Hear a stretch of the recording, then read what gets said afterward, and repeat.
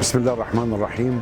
أنا اسمي سلطان حسين وهبة، مكتبة وهبة بالقاهرة للطبع والنشر والتوزيع. دي أول مرة بأشارك فيها في هذا المعرض، معرض السليمانية، وأول مرة بآجي إلى دولة العراق الشقيقة. أهمية مشاركتنا إن لنا هدف ولنا رسالة، الحمد لله رب العالمين. فأنا جيت أؤدي رسالتي إني نحن أمة اقرأ، حتى نبلغ رسالة اللغة العربية إلى كافة الأقطار العربية الشقيقة.